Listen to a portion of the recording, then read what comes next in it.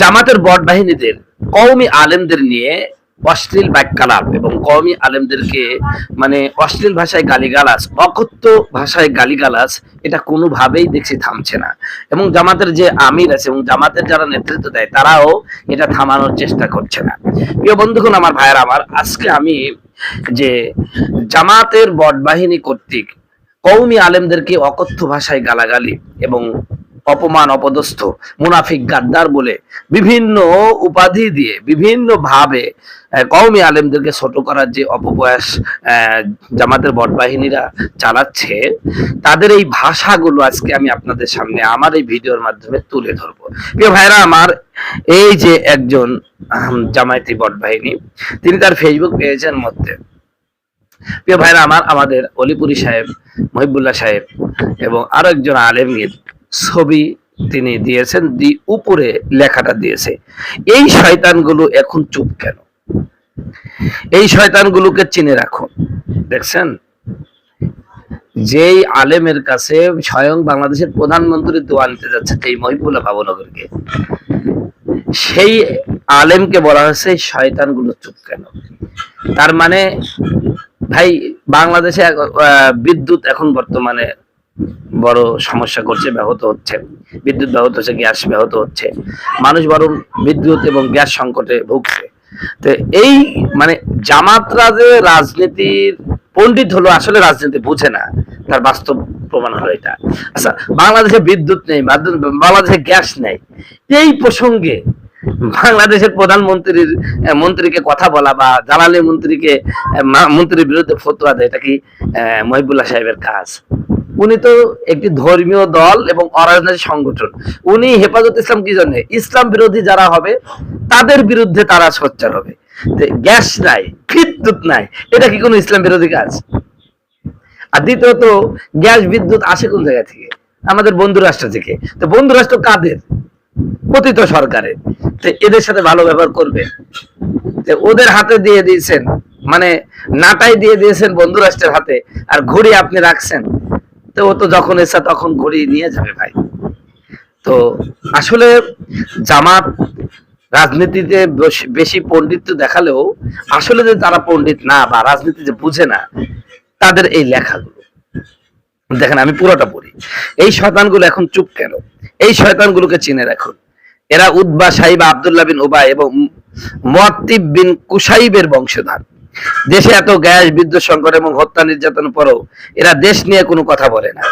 দেশ নিয়ে কথা বলা তো হেফাজতের দায়িত্ব না ভাই। দেশে এত গ্যাস, বিদ্যুৎ সংকট এবং হত্যা নির্যাতনের পরও এরা দেশ নিয়ে কোনো কথা বলে না। অথচ আল্লাহ রাসূল সাল্লাল্লাহু আলাইহি ওয়াসাল্লাম সর্বপ্রথম মদিনা রাষ্ট্রের প্রধান হলেন শুধু সামাজিক সুবিচার ও ন্যায় প্রতিষ্ঠার জন্য। এই শয়তানরা হেফাজতে ইসলামের নামে নেতা হয়ে ইসলাম বিরোধী কর্মকাণ্ডে, এরা শুধু এশিয়া মহাদেশের সর্ববৃহৎ ইসলামী সংগঠন শহীদি কাফেলা জামাতের বিরোধিতায় সরব। দেশের সকল সংকটে এরা নীরব। এদের সামাজিকভাবে বয়কট করুন। দেখছেন কত বড় গাথা?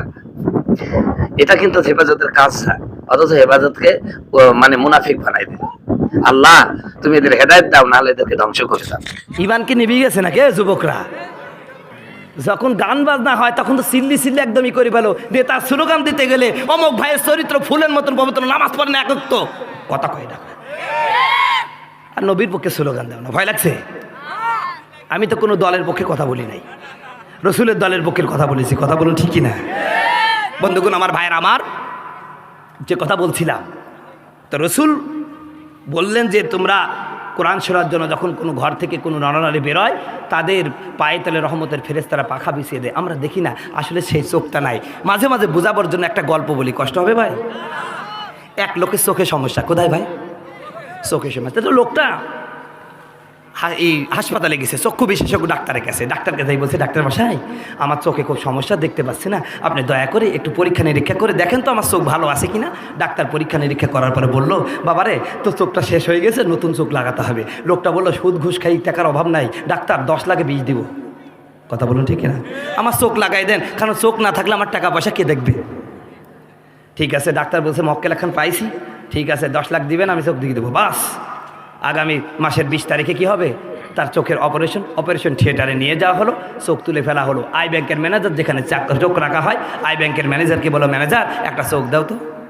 উনি বলছে স্যার সরি, মানুষের কোনো চোখ নাই। এই বেটা চোখ নাই মানে ও টাকা কিন্তু 1 টাকা কম দেয় না, বেশি দিছে।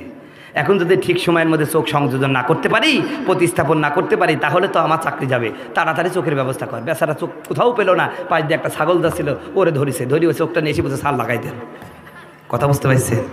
এইবার ব্যান্ডেজ করে লাগাই দিছে, চোখ লাগাই দিছে। আগামী মাসের 20 তারিখে আপনার কি হবে, ব্যান্ডেজ খোলা হবে। পরের মাসের 20 তারিখে চলে আসছে। এবার ডাক্তার ব্যান্ডেজ খুলে দিয়ে বলছে ডাক্তার তো জানে কি লাগাইছে, কথা বলুন ঠিক কিনা।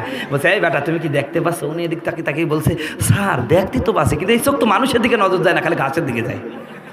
কথা কয় না, কথা কয় না। তো ঠিক তদ্রুপভাবে আমরা আজকে মোবাইল শরীফে এখানে ওখানে পর নারী খারাপ জিনিস দেখতে দেখতে এ চোখ গেছে একদম শেষ হয়ে। কথা বলছে না কেন? আমরা অনেক পুরুষ আছে ঘুমাতে, আমার যুবক ভাইরা অনেক আছে ঘুমাতে যায় অশ্লীল ছবি দেখে, ন্যাকেট ছবি দেখে। কথা বলছে না কেন? এখন বলেন ওই চোখ দিকে রহমতের ফেরেস্তার পাখা দেখা সম্ভব রে ভাই? এ কথা কয় না কেন? সম্ভব? এটা চোখটা কি করতে হবে? কথা কয় না। চোখ ভালো করতে হবে। ইমাম আবু হানিফার মতন চোখ যদি হয়, এখনো রহমতের ফেরেস্তার পাখা দেখা যাবে রে ভাই। এই জন্য আল্লাহ পাক বলতেছেন বান্দারে রোজা রাখলেই হবে না, ওই রোজা রেখে এই চোখ দিয়ে কোনো কুজিনি দেখা যাবে। চোখের চোখের হেফাজত করবেন, চোখ দিয়ে কুজিনি দেখবেন না। 2 নাম্বার হলো এই যে কান। কয়টা সত্য বলেছি? আপনি রোজা রাখলে মোত্তাকিন হতে পারবে, 6টা সত্য মানতে হবে। 1 নাম্বার চোখ দিয়ে কু জিনিস দেখবেন না। 2 নাম্বার এই কান দিয়ে কু কথা শোনা।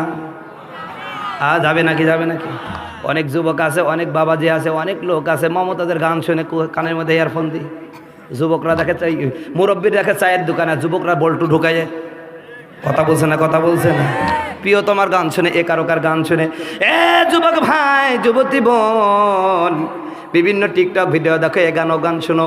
রোজা রাখা অবস্থায় কানও রোজা থাকে, খবরদার কান দিয়ে কু কথা শোনা যাবে না, মিথ্যা কথা শোনা যাবে না, মিথ্যা জিনিস দেখা যাবে না, খারাপ কথা শোনা যাবে না, অশ্লীল কথা যাবে না, মানে চটি গল্প শোনা যাবে না কানের মধ্যে দিয়ে। 2 নাম্বার হলো কান। 3 নাম্বার হলো এই যে মুখ। কি বললাম ভাই? মুখ দিয়ে কু কথা বলা যাবে না। অনেক রোজাদার আছে, রোজা রেখে অনেকে আছে গীবত শিকায়েত করে, মিথ্যা কথা বলে, মানুষের পরনিন্দা করে। আছে কি নাই? আরো জোরে বলে আছে কি নাই? বিশেষ করে মহিলারা আর আমার বাবাজিরা যারা মুরব্বী মানুষ, মাসানে বসে কোনো কাম থাকে না, তখন ওরা মুখ দিয়ে কী করে, বিভিন্ন সমালোচনা করে। রোজা রেখে যদি গীবত করেন, ওটা না খেয়ে থাকা হবে, রোজার কোনো সওয়াব হবে। জিকির করেন না।